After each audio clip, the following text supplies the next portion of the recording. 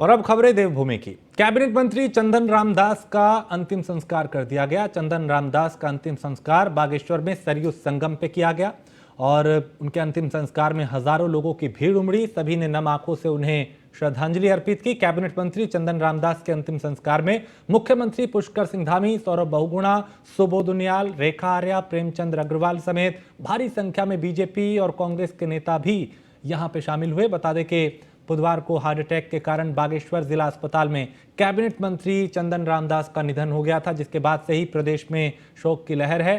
Cabinet मंत्री चंदन रामदास के निधन की खबर के बाद सीएम धामी बागेश्वर रवाना हो गए थे। सीएम धामी कैबिनेट मंत्री चंदन रामदास की अंतिम यात्रा में शामिल हुए और कैबिनेट मंत्री की अंतिम यात्रा में पहुंचे पूर्व मुख्यमंत्री भगत सिंह कोश्यारी ने उन्हें याद किया। उन्होंने कहा कि उन जैसा कोई नहीं हो सकता। उन्होंने कहा कि जब वो कांग्रेस में थे तब से उन्हें जानता हूं। वो 2007 में बीजेपी से जुड़े, उसके बाद उन्होंने कभी पीछे मुड़कर नहीं देखा।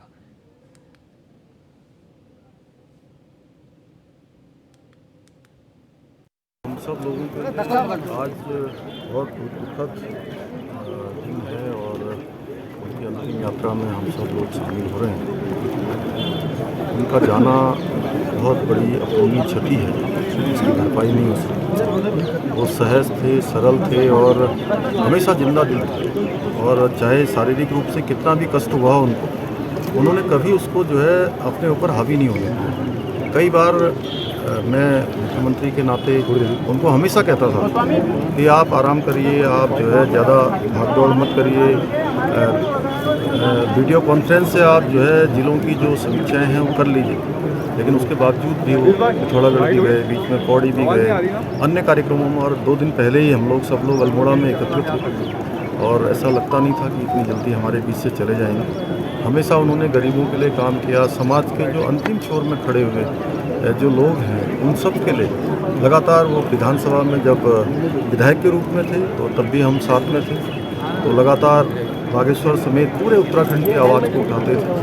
अनुसूचित वर्ग की बात उठाते थे, पिछड़ों की बात उठाते थे, गरीबों की, मजदूरों की, और जहाँ तक लोग सोचते नहीं थे उन सब बातों की चर्चा करते थे। और उनका जाना जहाँ राज्य के लिए बहुत बड़ी क्षति है, हमारी पार्टी के लिए भी क्षति है, और व्यक्तिगत रूप से मेरा जो उनके साथ एक बहुत ही स्नेहपूर्ण कई दशकों का जो संबंध था, उसके नाते व्यक्तिगत रूप से भी मुझे बहुत क्षति हुई है, बहुत आघात लगा है। मैं भगवान से प्रार्थना करता हूँ कि भगवान उनको श्री चरणों में स्थान दे और उनके पारिवारिक जनों को, उनके चाहने वालों को, आज जो यहाँ पर हजारों हजार की संख्या में बहुत ही बड़ी क्षति है। परिवार के साथ संवेदना प्रकट करता हूँ। रामदास जी के साथ में 5 साल विधानसभा में काम करने का मौका मिला, सीखने का मौका मिला। इस बार भी मंत्री के रूप में, सहयोगी मंत्री के रूप में उनके साथ मैंने काम किया। जो चिंता उनकी उत्तराखंड के लिए रही है, पर्वतीय राज्यों के लिए रही, पर्वतीय हमारे क्षेत्रों के लिए रही, पलायन के लिए रही, रोजगार के लिए रही, मुझे लगता है बहुत बड़ी क्षति है हमारे उत्तराखंड के लिए कि ऐसा नेता जो ज़मीन से जुड़ा हुआ था, जो पब्लिक आप देख सकते हैं कितना प्यार हो रहा है, कितनी भीड़ यहाँ उमड़ के आई है। मैं समझता ही प्रार्थना करता हूँ श्री चरणों की जगह दे। कहने के लिए तो वैसे कोई शब्द ही नहीं है। बहुत ही अपने आप में एक अचंभित करने वाली घटना है। हम लोग 25 तारीख को एक ही मंच पे एक ही साथ थे। हमारे मध्य में बड़ा अच्छा संवाद भी हुआ। उनके स्वास्थ्य के बारे में मैंने जानकारी भी ली। उनकी आवाज़ की खनक और उनकी चेहरे की चमक से कहीं नहीं लग रहा था कि अगले दिन हम ऐसी कोई खबर भी सुनेंगे। सुनकर पूरा प्रदेश जो है स्तब्ध है, भरोसा ही नहीं कर पा रहा है कि हमें ये दुखद समाचार जो है प्राप्त होगा। चंदन रामदास जी कई बार के विधायक, बहुत ही वरिष्ठ जनों में, और पार्टी ने उनकी इसी सेवा को देखते हुए उनको कैबिनेट मिनिस्टर भी बनाया, सम्मान भी दिया। लेकिन स्वास्थ्य शायद उनका साथ नहीं दे पाया, या ईश्वर की ऐसी मर्जी रही होगी, नियति को शायद ऐसे ही मंजूर रहा होगा। देखने योग्य बात यह भी है कि वो जिला योजना पिथौरागढ़ की बैठक करके अल्मोड़ा के कार्यक्रम में प्रतिभाग करते हुए बागेश्वर में उन्होंने मुझसे कहा कि मैं 2 दिन बहन जी वहाँ पर रुकूंगा, अपने कार्यकर्ताओं से संवाद करूँगा और बागनाथ के मंदिर का दर्शन करूँगा। अपनी इस कर्मस्थली में ही उनका अंतिम क्षणों की जो सांसें हैं उन्होंने यहीं पर ली और माँ सरयू के श्री चरणों में आज उन्होंने अपने जीवन को समाप्त किया। निश्चित रूप से बहुत सरल व्यक्तित्व के धनी और बहुत ही विजनकारी हमारे चंदनराम दास जी रहे, और ईश्वर से मैं यही प्रार्थना करती हूँ कि इस दुख की घड़ी में उनके परिजनों को इस दुख से लड़ने की जो है शक्ति दे। हम सब लोगों को और चंदन राम दास के निधन पे मंत्री गणेश जोशी ने दुख व्यक्त किया। उन्होंने कहा कि सरल, सहज एवं मृदुभाषी चंदन राम दास जी ने समाज में गरीब, शोषित और वंचितों की भलाई के लिए समर्पित भाव से काम किया। वो एक संघर्षशील नेता थे। उन्होंने हमेशा समाज के अंतिम छोर पे खड़े लोगों की आवाज को उठाने और समाधान की ओर ले जाने का काम किया।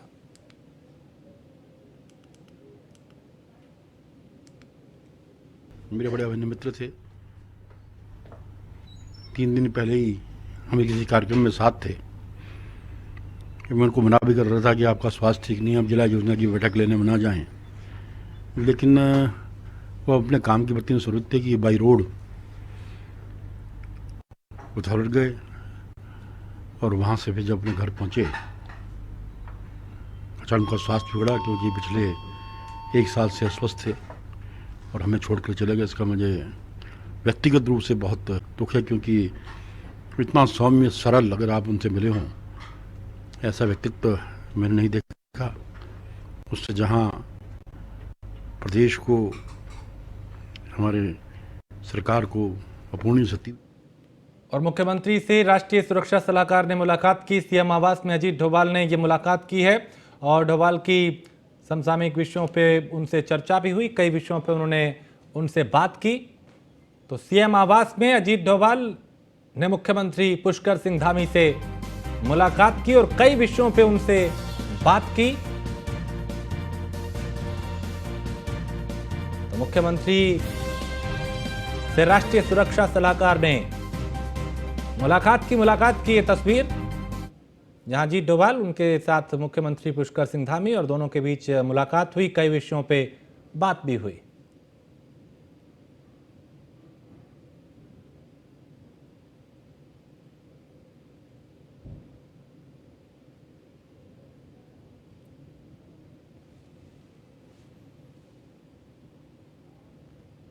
और राज्य सरकार में वरिष्ठ कैबिनेट मंत्री सतपाल महाराज लंबे समय से सचिवों के एसीआर लिखने की मांग कर रहे हैं। कैबिनेट मंत्री ने बयान जारी कर कहा कि पूर्ववर्ती एनडी तिवारी सरकार में मंत्रियों को अधिकारियों की एसीआर लिखने का अधिकार था, तो इस परिपाटी को फिर से लागू करने में किसी को क्या परेशानी हो सकती है। साथ ही सतपाल महाराज ने कहा कि अगर मुख्यमंत्री और मुख्य सचिव का मंतव्य अंकित हो रहा है तो इसी क्रम में मंत्री का भी मंतव्य अंकित होना चाहिए। वहीं इस पूरे मामले पर बीजेपी से जुड़े प्रवक्ता भी कहीं ना कहीं पार्टी के लिए सॉफ्ट कॉर्नर लिए बैठे रहे। तो वहीं विपक्ष में बैठी कांग्रेस एसीआर के मामले पर सत्ता पक्ष पे हमलावर नजर आई। माननीय मंत्री को जो बात लगी होगी कि उनको लगा है कि एसीआर लिखना चाहिए, तो उनकी अपनी निर्णय था। उन्होंने अपने निर्णय से मुख्यमंत्री जी को अवगत कराया है। मुख्यमंत्री जी ने उस पर चीफ सेक्रेटरी को निर्देशित किया है कि एसीआर लिखने के विषय को लेकर के जो भी चीज़ें हैं पॉइंट टू पॉइंट लिख करके अगली कैबिनेट में उस पर चर्चा होगी। निश्चित रूप से उस पर आने वाले समय में सुखद निर्णय होगा और निश्चित हमारी सरकार के अंदर सब ठीक है। माननीय मंत्रीगणों के सहयोग से, तमाम संगठन के सहयोग से सरकार बेहतर काम कर रही है। संगठन अपना काम कर रही है, सरकार अपना काम कर रही है। माननीय कांग्रेस पार्टी लंबे समय से ये सवाल उठा रही है कि प्रदेश में जो ब्यूरोक्रेसी है वो हावी है और सरकार के नियंत्रण में नहीं है। लाल फीताशाही लगातार मनमानी कर रही है। आप देखिए कि चाहे परिवहन विभाग में परिवहन भाड़े में जो बढ़ोतरी हुई थी, तब प्रदेश के परिवहन मंत्री ने कहा कि उनके संज्ञान में ये मामला नहीं है, इसमें मुख्यमंत्री अंतिम निर्णय लेंगे। लेकिन ना अंतिम निर्णय मुख्यमंत्री ने लिया, ना परिवहन मंत्री ने। परिवहन भाड़ा बढ़ा। ऐसा ही आप देखिए कि सतपाल महाराज जी के विभाग में, पीडब्ल्यूडी में विभाग का एचओडी बन जाता है और मंत्री को पता नहीं होता है। तो इस प्रकार की मनमानी लगातार हो रही है। और निचले तो उत्तराखंड में एक तरफ जहां बीजेपी के वरिष्ठ कार्यकर्ता दायित्व की राह में दून से लेकर दिल्ली की तरफ टकटकी लगाए देख रहे हैं, वहीं राज्य सरकार में दायित्वधारी वक्फ बोर्ड के चेयरमैन शादाब शम्स इस्तीफा देने के लिए मजबूर दिख रहे हैं। शादाब शम्स यूं तो पद संभालते ही कलियर शरीफ को लेकर दिए गए बयान और जेसीबी चलाकर यूपी स्टाइल में क्रांतिकारी बदलाव लाने का दावा कर रहे थे, लेकिन अब इनके सुर बदल गए हैं। उत्तराखंड वक्फ बोर्ड के अध्यक्ष शादाब शम्स ने पद से इस्तीफा देने की चेतावनी दी है।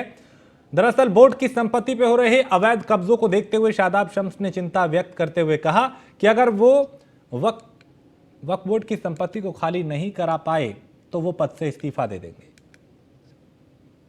में बैठ गए हैं आके, बहुत बड़ा रोष जनता के बीच में, कलियर के लोगों के बीच में, और कलियर के लोग ये कह रहे हैं जान दे देंगे, जान ले लेंगे, लेकिन साबिर पाक की दरगाह की जमीन, जो मेला क्षेत्र की जमीन है, उसे किसी कीमत पर जाने नहीं देंगे।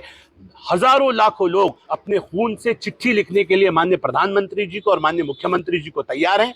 मैंने भी माननीय सांसद महोदय डॉक्टर निशंक जी से भी बात की थी, माननीय मुख्यमंत्री जी से भी पत्राचार किया, उनसे भी निवेदन किया है कि करण रिजिजू जी से बात कीजिए, कानून मंत्री जी से, कि हमें दोबारा अपने पक्ष को सुप्रीम कोर्ट में रखने का मौका मिले। ये फर्जीवाड़ा सेटिंग गेटिंग के तहत किया गया है, वो जमीन दरगाह साबिर पाक की है, वो जमीन हमें वापस मिलनी चाहिए। और जिस तरह से तमाम जमीनों के ऊपर बाहरी लोगों ने आके अतिक्रमण कर लिया है, इंक्रोचमेंट कर लिया है, कब्रिस्तानों में बैठ गए हैं आके।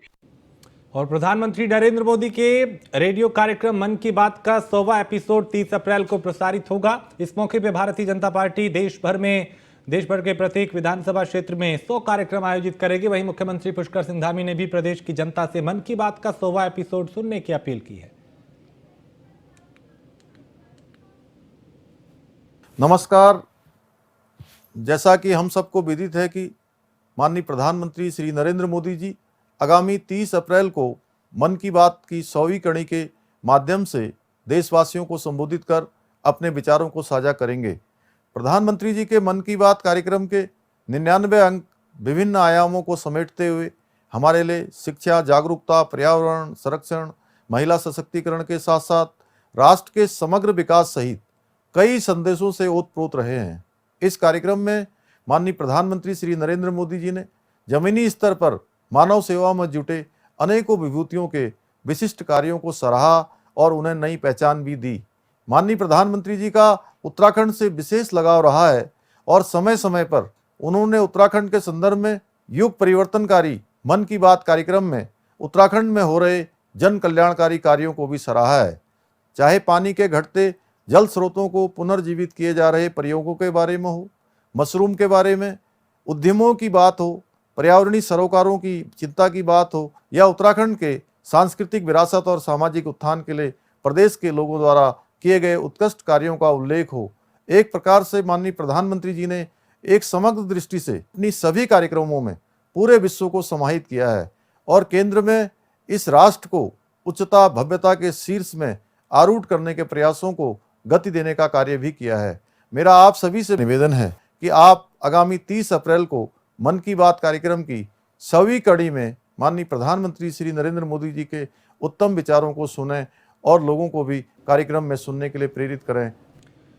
अल्मोड़ा के भैंसोड़ा फार्म को चारा विकास के क्षेत्र में सेंटर ऑफ एक्सीलेंस के रूप में विकसित किया जाएगा। जल्द इसकी कार्य योजना पशुपालन विभाग द्वारा तैयार की जाएगी। दरअसल जिलाधिकारी वंदना ने राजकीय चारा एवं बीज उत्पादन क्षेत्र भैंसवाड़ा का निरीक्षण किया। इस दौरान उन्होंने इस फार्म को चारा विकास के क्षेत्र में सेंटर ऑफ एक्सीलेंस के रूप में विकसित करने के निर्देश दिए। जिलाधिकारी ने कहा कि इसके लिए संबंधित विभागों को बुलाकर विभागीय गतिविधियों की एक संयुक्त कार्य योजना बनाई जाए। इसके एक्शन प्लान में सिंचाई नेटवर्क, तारबाड़, चारे की विभिन्न प्रजातियों के प्रदर्शन, ट्रेनिंग सेंटर, मत्स्य विभाग के माध्यम से तालाब आदि को शामिल करने के लिए कहा गया है। वहीं नगरपालिका के साथ समन्वय स्थापित कर निराश्रित गौवंश के लिए गौशाला को शामिल करने के निर्देश भी दिए गए।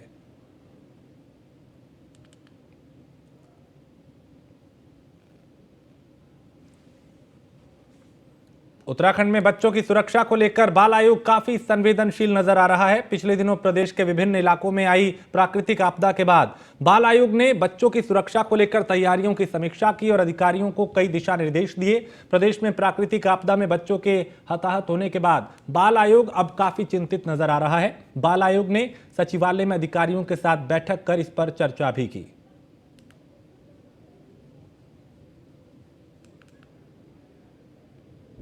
हाल ही में कुछ ऐसे हादसे हुए थे जिसमें बच्चे हताहत हुए थे, और वो एक ट्रिगर पॉइंट था हमारे लिए यह सोचने के लिए कि क्या हमारे वही सब संस्थान जहाँ बच्चे ही रहते हैं, जैसे स्कूल हो गया, आंगनवाड़ी हो गया, अस्पताल हो गए, और कोई भी और ऐसी जगहें जहाँ बच्चे रहते हैं, उनको लेकर हम आपदा की दृष्टि से कितने तैयार हैं। फायर हो गया, अर्थक्वेक हो गया, और उस पर बहुत सारी चर्चाएं हुई। शिक्षा विभाग के साथ ये हुआ कि क्या प्राइवेट स्कूल जिनके नक्शा ही पास नहीं है उनको कैसे फायर सेफ्टी का मिलता है। उसमें फायर सेफ्टी डीआईजी ने हमें बताया कि उनके पास सिर्फ एडवाइजरी पावर्स है, और उसमें ये हुआ कि प्रशासन की तरफ से उनको प्यूनिटिव एक्शन के लिए कैसे स्ट्रेंथन किया। और रुड़की मेले में युवकों के दो गुट आपस में भिड़ गए, दोनों पक्षों में जमकर लाठी डंडे चले। इसका वीडियो सोशल मीडिया पे वायरल हो रहा है। पुलिस मामले में जांच कर रही है। बता दें कि रामपुर चुंगी और मेन बाजार के बीच एक जगह पे ईद को लेकर मेला लगा था। मेले में युवक पहुंचे, युवकों के गुटों के बीच किसी बात को लेकर विवाद हुआ और फिर विवाद इतना बढ़ गया कि मारपीट में तब्दील हो गया। मारपीट का ये वीडियो सोशल मीडिया पे वायरल हो रहा है। इस दौरान सैकड़ों की संख्या में लोग यहां पर मौजूद थे। इससे अफरा तफरी मच गई। गंगनहर पुलिस फिलहाल मामले की जांच कर रही है।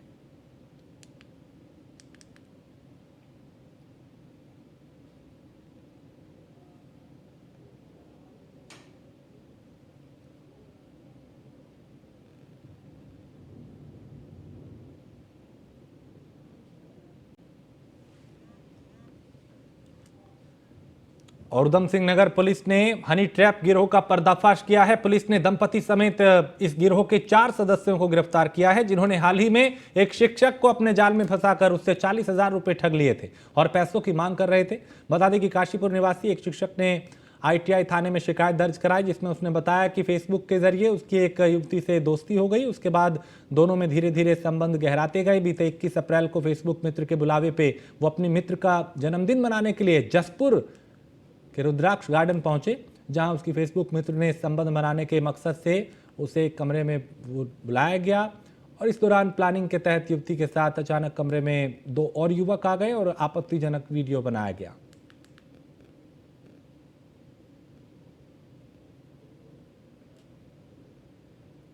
ये फेसबुक के माध्यम से सेक्सटॉर्शन की एक घटना है। पहले हनी ट्रैप कर लिया उस टीचर को, उसके बाद सेक्सटॉर्शन कर लिया, सेक्स के नाम पे एक्सटॉर्शन कर लिया। तो ये बहुत ही हैरतन घटना है। तो हम लोगों को वेकअप कॉल है कि अन्य अनजान प्रोफाइल से संबंध नहीं बनना चाहिए। बहुत जल्दी से दोस्ती से संबंध की तरफ जंप होता है तो ऐसे ही चीज़ें होता है। परंतु आशुतोष और आपका चौकी इंचार्ज पैगा और पूरी टीम को बहुत बहुत धन्यवाद और बधाई, क्योंकि बहुत शॉर्ट टाइम में वादी को भी कॉन्फिडेंस दिया, सांत्वन दिया, पुलिस के साथ जो है साथ दिया। बड़ा अच्छे से उन्होंने काउंसलिंग देकर उसके पूरा घटना को अनावरण कराया और सही टाइम पे टाइम रहते रहते सारे मुलजिम को इन्होंने पकड़ लिया, पूरी गैंग का पर्दाफाश कर लिया।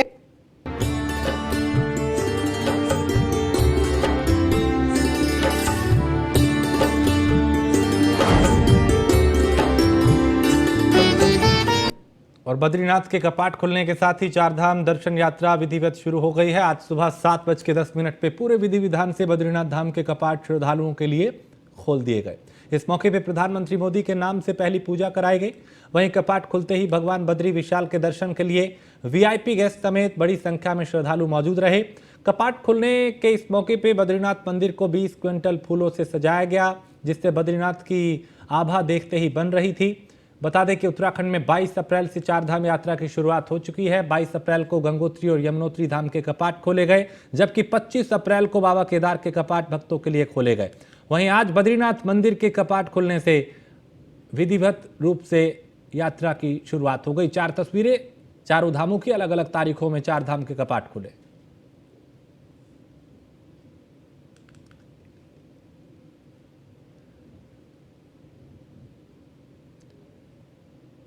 तो गंगोत्री धाम, यमुनोत्री धाम के कपाट 22 अप्रैल को खुले और केदारनाथ धाम के 25 अप्रैल को, जबकि आज बद्रीनाथ धाम के। तो बद्रीनाथ धाम की कुछ रोचक बातें आपको बताते हैं, कुछ ऐसी जानकारियां जो जिसकी बहुत मान्यता है। उत्तराखंड के दरअसल चमोली ज़िले में बद्रीनाथ धाम स्थित है और कई पौराणिक कथाएं इसको विशेष दर्जा देती हैं।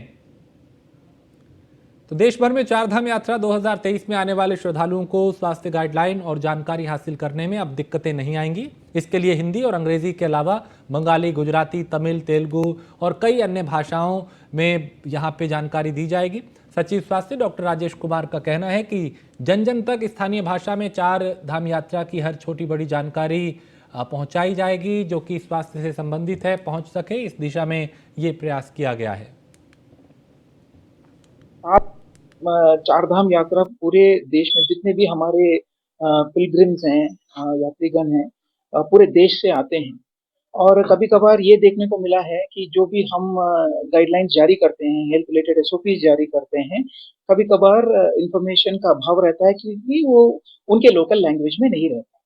तो इसी के मद्देनजर इस बार हेल्थ डिपार्टमेंट ने ये पहल की है कि अभी फिलहाल हम लोग 7 लैंग्वेजेस में एसओपीज हम लोग जारी कर रहे हैं। अभी 7 और भाषा जैसे बंगाली, गुजराती, तमिल, तेलुगु, मलयालम, कन्नड़ और एक और भाषाओं में भी हम लोग अभी जारी।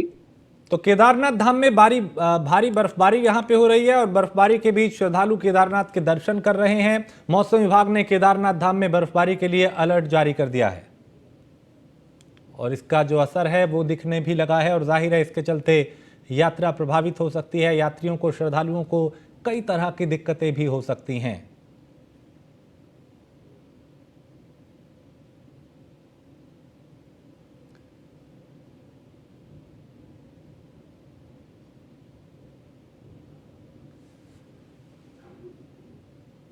और चारधाम यात्रा को देखते हुए मौसम विभाग ने पूर्वानुमान जारी किया है और उत्तराखंड मौसम विभाग ने आने वाले दिनों में बर्फबारी और तेज बारिश की चेतावनी जारी करते हुए एवलांच के खतरे की आशंका जताई है। यात्रा सीजन में मौसम विभाग की इस चेतावनी ने सभी की चिंता बढ़ा दी है। मौसम विभाग की माने तो उत्तरकाशी, चमोली, रुद्रप्रयाग, पिथौरागढ़, बागेश्वर तक भी बारिश और बर्फबारी का असर देखने को मिल सकता है।